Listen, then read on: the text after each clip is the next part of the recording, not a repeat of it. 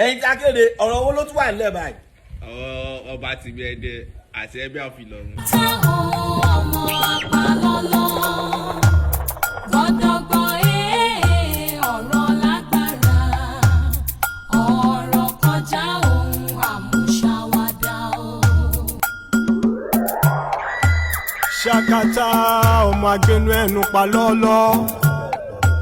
gọ̀dọ̀gbọ̀ ọmọ agbèjì tèrè bọ́ ṣe wọn ara máa ń da. ọba tó lọ ń rákòrò wájú ṣẹ̀rí ọmọ èyí tágẹ́rẹ́ ń bá lọ yìí tí mo ti kọ́kọ́ lọ tọ́ṣà màrúfù òun lólúwẹ̀ tó ti bọ́ sí tìmí ẹdẹ ọba ẹdẹ ẹsúnmọ́ bí tó wáyé pé ó kọ̀wé kẹ máa rá bàbà ó máa pè kẹ rá bàbà fáwọn aráàlú yín ju bí tẹ ti lọ ń rá bàbà yẹn lọ yes ṣẹ́rí ọ̀tọ̀ ni kéèyàn joyè ọ̀tọ̀ tún ni kéèyàn tún mọ iyì oyè tó jẹ yẹn. Akéde Oòduà. ṣẹ́rí ọ̀rọ̀ tí akéde ó máa ń dàbí pé bọ̀bọ̀ ìrònú gbà kókó yí pé mo kú ronú gbà àwọn flaws àwọn kan ló máa ń dàbí pé akéde nímọ̀ ó tì ẹ máa imagine kí ọba aládé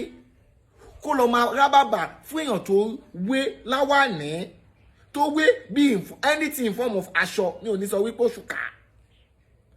tó wé tó wá rí ó lọ fà o ẹ̀ṣọ́ ní tìmí ó lọ rá bàbá wájú ẹ̀ṣọ́ Ìlọrin mi ò mẹ́ tó ṣe ilẹ̀ Yorùbá báyìí nǹkan wọn máa ń jọ wá lójú mo dẹ̀ mọ̀ kan tí ó ń ṣe tìmí ẹdẹ o religion ni o religion ló fi ba ayé ọba yẹn jẹ́ religion tó wọ́n ní gbàgbọ́ wípé anybody tó bá wá láti Ìlọrin ẹni ẹ tó wọ́n máa ti sọ ìlú tó jìnnà síná tó sùn máa lùjọ́ náà ọba tìmí ẹdẹ rò pé nǹkan tó bá ti lè mú ìlú ìkó súnmọ́ àlùjọ náà so ọba abẹ náà súnmọ́ àlá ni tó náà lóye lọ́mọ arábà bẹ̀ ó ti rí òjíṣẹ́ àlá ń bẹ̀. ọwọ́ báwọn ṣe wà lékè o. olórí olúwa ò ní jọba o torí ọ̀tọ̀ ṣẹ́rí for the first time tí máa kọ́ fún Emir of Ilorin ní flower àwọn lélẹ̀ mi ò sọ rí màá sọ lórí màá sọ nínú fídíò yìí there is something about Emir of Ilorin tó jẹ́ wípé mo máa ń rí i pé ẹni mọ ipò yẹn lò lẹ́bàá rí Emir of Ilorin ní anyhow place bó lọ ń dọ̀bálẹ̀ àbó lọ rá bàbà fẹ́yàn kan. tó bá lọ bá Emir of Ilorin tó bá lọ pé ó yá kó bọ̀ fún un máa ní pé Ọlọ́run nínú Al-Qur'an sọ wípé kó má bọ̀ fún kéèyàn kan má bọ̀ fún anybody ìyẹn fún ẹni tó jùlọ but the same èèyàn tó sọ wípé Ọlọ́run ò gbà kéèyàn máa bọ̀wọ̀ fún ẹ̀dá ẹgbẹ́ ló máa gbà ìkúnlẹ̀ ẹ̀dá ẹgbẹ́ sí dédé làákàyè. ọjà rẹ ni máa jẹ wọn kọ. ọba yẹn ti lọ ka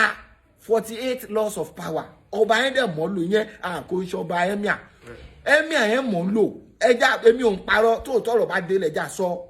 ó dàbọ̀ àwọn tọkọ̀ fi ń jọba ńlẹ̀ Yorùbá yìí wọn ò mọ́ lọ́kọ̀ mọ̀ wípé ń jọba ni irú èmi sìn kọ́kọ̀ fi mi jẹ baálẹ̀ bì kan ṣá stis mi máa pọ̀ jù ó mà dàbí pé wọ́n tó 16mm sí mi láyà ni àti bẹ̀rẹ̀ báyìí kò ní ṣe bẹ̀rẹ̀ mọ́ máa lọ lílé. Douglas pé máa wù kú wájú èèyàn kan ìdè kéré so àgò ìjọbalẹ̀ for you.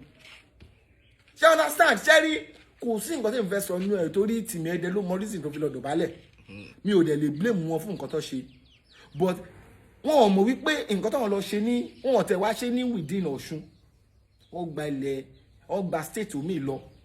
tó yẹ pé Olúwo ló tẹ̀sí lọ́ọ́ rábàbà fún wa sọ pé Yorùbá lọ Ọláadé tó wà lọ́wọ́ olówà lórí Olúwo ló respect ó tún wá gba state omi lọ ó lọ ń rúkú ń bẹ̀ ó lọ fà ó. ìyẹn bójú mu. ìlú ńlá dẹ̀lẹ́dẹ̀ náà Ẹdẹ ìlú ńlá ni ẹ wo. kàṣọ díẹ̀ kàkàdákẹ́ ni. kàṣọ́ngó yéye kàṣọ́ngó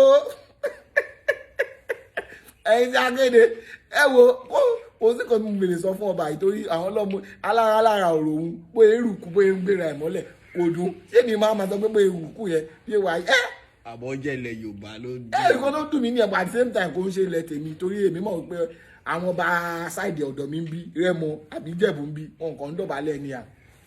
even ibẹ̀ ló máa ti mọ̀ star àwọn star ó dàbí àwa nígbèraga o àwa Ìjẹ̀bú nígbèraga iná ló máa rí Wizkid ìgbéra àbí gbọ́ tó 16 tó Japan ní ìsapá ni pé máa lérò Wasiu the same thing